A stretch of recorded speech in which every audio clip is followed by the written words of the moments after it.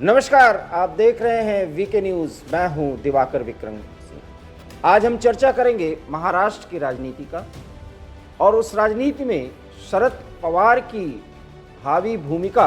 और भावी रणनीति को लेकर के जिस तरह से उहापोह की स्थिति बनी हुई है उस पर हम चर्चा करेंगे, क्योंकि अब शरद पवार किस खेमे में जाएंगे ये सवाल बहुत ही दिलचस्प हो चुका है। ये सारे सवाल हालांकि पिछले कई महीनों से बहुत प्रभावी हैं, लेकिन पिछले दिनों अपने भतीजे अजीत पवार के साथ एक सीक्रेट मीटिंग में शरद पवार जब शामिल हुए तब चर्चा इस बात पर शुरू हुई कि शरद पवार विपक्ष के गठबंधन इंडिया के साथ हैं या वो आने वाले समय में केंद्र में एक मंत्री के रूप में शामिल होने जा रहे हैं। कांग्रेस के कई नेताओं का जो आकलन है उसके मुताबिक शरद पवार को केंद्र में कृषि मंत्री बनाने का ऑफर उनके भतीजे अजीत पवार ने सीक्रेट मीटिंग के दौरान दिया था। इस सीक्रेट मीटिंग में, जो कि एक व्यवसायी के घर हुआ था पिछले दिनों, उसमें काफ़ी देर बातचीत के बाद दोनों में विचार विमर्श हुआ कि रणनीति क्या अपनानी है। और उस विमर्श में जो तय हुआ, ऐसा कांग्रेस के सूत्र बता रहे हैं कि अजीत पवार ने यह ऑफर दिया है कि शरद पवार को और सुप्रिया सुले अर्थात कृषि मंत्री के रूप में शरद पवार को शामिल किया जाएगा और सुप्रिया सुले जो शरद पवार की बेटी हैं। और फिलहाल अजीत पवार गुट के अलग हो जाने के बाद एनसीपी की सर्वे सर्वा हैं, अगर कहा जाए तो उनको भी मंत्री बनाए जाने की बात हो रही है। मायने साफ है कि आने वाले चुनाव में, जब लोकसभा चुनाव होगा, उसमें शरद पवार भी पूरे एनसीपी के साथ नरेंद्र मोदी नीत एनडीए में शामिल हो जाएंगे। ये कांग्रेस का आकलन है, ऐसा माना जा रहा है, क्योंकि जब ये मीटिंग हुई उसके बाद से ही ये चर्चा है और कई बयान सार्वजनिक भी कांग्रेस नेताओं के आए। यहाँ तक कि इंडिया गठबंधन के कई नेताओं के बयान आए कि इससे लोगों में गलत मैसेज जा रहा है, और वो ये है कि शरद पवार हो सकता है कि अपने राजनीति के अंतिम दिनों में एनडीए के साथ जाने का मन बना ले। हालांकि बारामती के एक कार्यक्रम में जब उनसे ये सवाल किया गया तो उन्होंने साफ तौर पर कह दिया कि वो जिस पार्टी का, जिसकी नीतियों का अर्थात भाजपा का बराबर विरोध करते रहे हैं, उसके साथ वो कभी नहीं जाने वाले। लेकिन उन्हें राजनीति का चाणक्य कहा जाता है और कब क्या निर्णय लेंगे या आने वाले समय में क्या निर्णय लेना है, शरद पवार ये सब कुछ सोच करके कोई कदम उठाते हैं या अपने को मानने वाले नेताओं को ऐसा उठाने के लिए कहते हैं। माना यह भी जा रहा है कि शरद पवार ने जानबूझ करके एनसीपी में दो पहाड़ करवाई है और चुनाव में जब सारी स्थिति क्लियर हो जाएगी तब हो सकता है कि अजीत पवार 360 डिग्री का पाला बदलें और एक बार फिर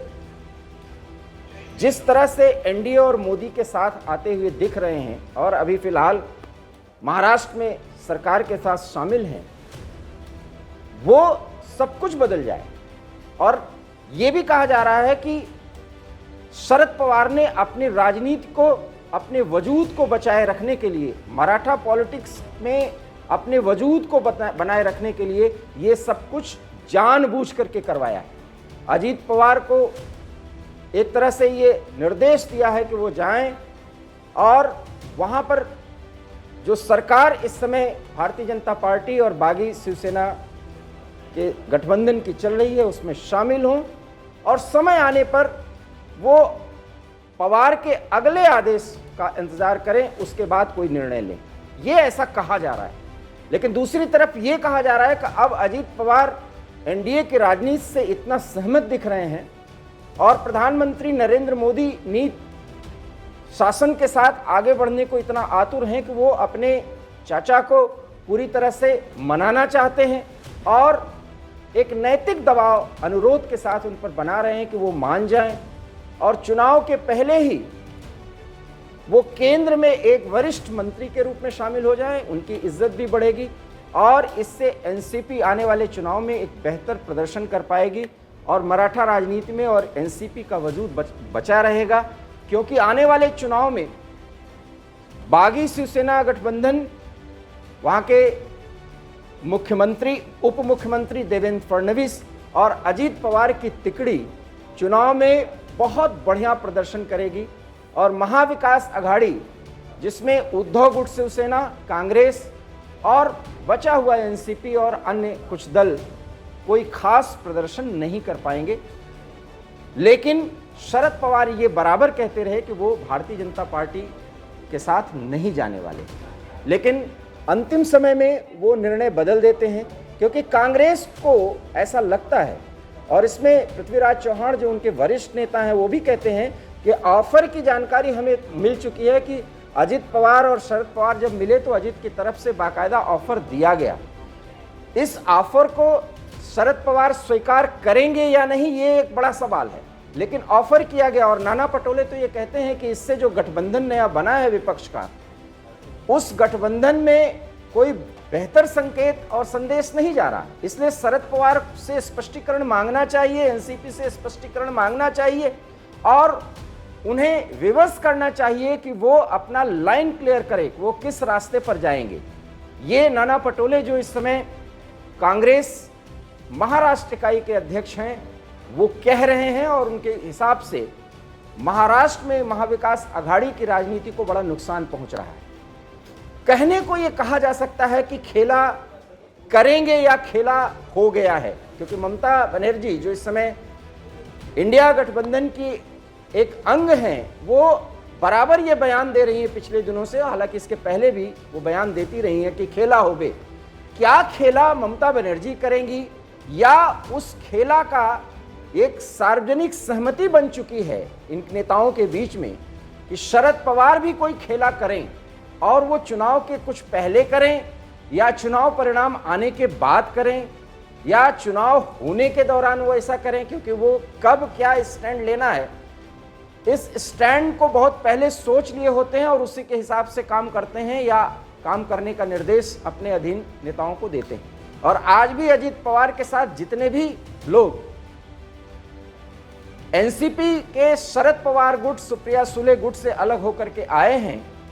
उन्हें बागी नेता के तौर पर एनसीपी कहा जा रहा है, लेकिन वो सभी कहते हैं कि शरद पवार उनके लिए माननीय है और उनके पथ प्रदर्शक हैं। इन स्थितियों में अपने पथ प्रदर्शक को एक मंत्री के तौर पर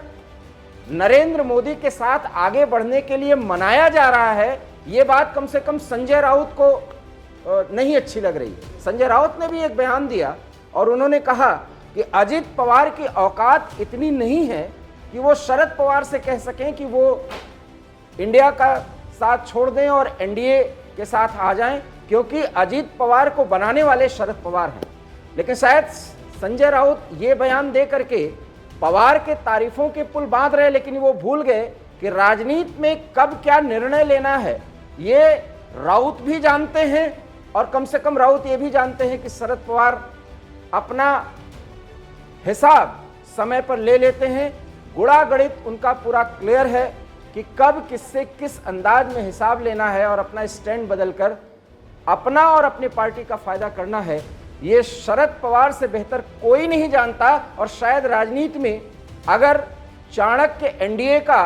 अमित शाह को कहा जाता है जो वर्तमान में गृह मंत्री हैं, वैसे ही विपक्ष के राजनीति का चाणक्य शरद पवार को माना जाता है।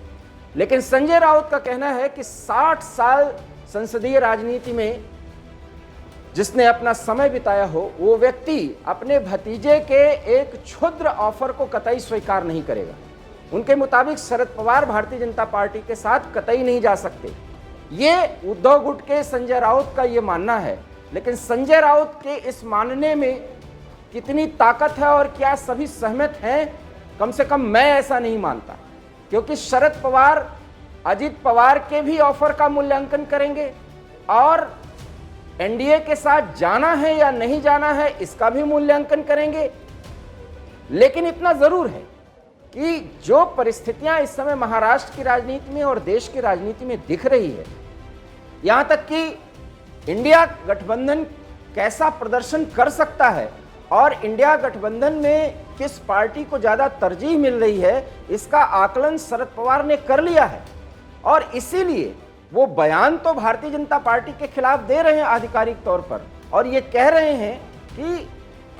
मैं भारतीय जनता पार्टी के साथ कतई नहीं जाऊंगा। लेकिन अगर हम कांग्रेस नेताओं के आशंकाओं को माने भी, जिसमें कि अजित पवार के कथित ऑफर के बारे में कहा जा रहा है कि वो शरद पवार को मना रहे हैं कि वो केंद्र में कैबिनेट मंत्री, कृषि मंत्री के रूप में शामिल हो जाएं, उससे उनकी वक़्त बढ़ेगी, उनका महत्व बढ़ेगा, और एनसीपी की राजनीति और मराठा राजनीति को जिस तरीके से शरद पवार अभी तक आगे बढ़ाए हैं उसमें चार चांद लग जाएगा। क्योंकि प्रधानमंत्री नरेंद्र मोदी का वर्तमान राजनीति में कोई विकल्प नहीं है, ये अजित पवार समझाने की कोशिश करते बताए जा रहे हैं।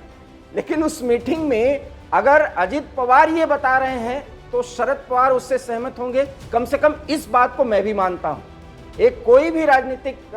जानकार जो भारतीय राजनीति में शरद पवार की भूमिका को लेकर के अगर टिप्पणी करेगा तो ये जरूर कहेगा और जानेगा कि शरद पवार जल्दी किसी के बहकावे में या किसी के ऑफर पर अपना स्टैंड नहीं बदल सकते। अगर वो ये कह रहे हैं कि वो भारतीय जनता पार्टी के साथ नहीं जाने वाले, तो सैद्धांतिक तौर पर एक वरिष्ठ नेता के रूप में अपने वजूद को बनाए रखना चाहते हैं। लेकिन प्रधानमंत्री नरेंद्र मोदी के साथ उनके जो औपचारिक संबंध हैं वो बेहतर हैं इंडिया के अन्य नेताओं के मुकाबले। इसलिए आने वाले समय में कोई ऐसी कसम खा रखी हो कि वो एनडीए के साथ नहीं जाएंगे, ये फिलहाल नहीं कहा जा सकता। ऐसे में अजित पवार के ऑफर के बारे में न हम स्वीकार कर सकते हैं न नकार सकते हैं। लेकिन ये जो चर्चा छिड़ी है महाराष्ट्र की राजनीति में, और ये जो आशंकाओं के बादल घुमड़ रहे हैं, इससे महाराष्ट्र की राजनीति बेहद दिलचस्प मोड़ पर पहुंच चुकी है। और इसका सबसे बड़ा खामियाजा और नुकसान महाविकास अघाड़ी की राजनीति को हो रही है, और खास करके कांग्रेस जिस तरह से उहापोह में अपने को पा रही है वो भी बेहद दिलचस्प है। क्या होगा शरद पवार का आगे का स्टैंड और निर्णय? क्या भतीजे भतीजे अजित पवार शरद पवार को मना पाए हैं और शरद पवार आने वाले समय में कोई बड़ा खेला करेंगे, या ममता जिस खेला का दावा कर रही हैं उस खेले और खेला का कोई बड़ा एक आप कह सकते हैं कि रणनीति वो बना रहे हैं? ये भी देखना दिलचस्प होगा। लेकिन जब तक शरद पवार इंडिया की राजनीति के साथ आगे बढ़ रहे हैं तब तक ये नहीं कहा जा सकता कि अजित पवार ने उन्हें ये सब कुछ समझाया है और एनडीए की तरफ मोड़ने की कोशिश कर रहे हैं। बहरहाल अपने भतीजे अजित पवार को उन्होंने बाकायदा किसी के भी साथ जाने की खुली छूट दी। सुप्रिया सुले को भी वो महाराष्ट्र की राजनीति में, मराठा राजनीति में स्टैब्लिश करने की कोशिश कर रहे हैं, क्योंकि वो उनकी पुत्री हैं और परिवारवाद का निर्वहन करते शरद पवार दिखाई दे रहे हैं। लेकिन मराठा राजनीति में आज भी शरद पवार का विकल्प बहुत मुश्किल से ढूंढा जा सकता है। ऐसे में संजय राउत जिस तरह से उनके कद को भांप रहे हैं और पवार पर टिप्पणी कर रहे हैं, उसके भी मायने हैं। और कांग्रेस के नेताओं का, जिसमें वहां के कांग्रेस अध्यक्ष पटोले की आशंका है, वो भी गौर करने वाली बात है। ऐसे में कोई भी ये दावा नहीं कर सकता कि आने वाले समय में शरद पवार क्या निर्णय लेंगे। लेकिन इतना जरूर है कि अगर वो एनडीए के साथ आते हैं तो महाराष्ट्र में एनडीए की भूमिका और आने वाले समय में एनडीए का प्रदर्शन बहुत अच्छा हो सकता है, इतना तो कहा ही जा सकता है। ऊंट किस करवट बैठेगा ये देखना बेहद दिलचस्प होगा, हम आपको जरूर बताएंगे। लेकिन फिलहाल आप हमारे इस विश्लेषण से कितना सहमत हैं इस पर आप अपनी टिप्पणी हम तक जरूर दें। फिलहाल मुझे इस पूरे विश्लेषण पर यहीं विराम के लिए दीजिए इजाजत। नमस्कार। वीके न्यूज, राष्ट्र के नाम।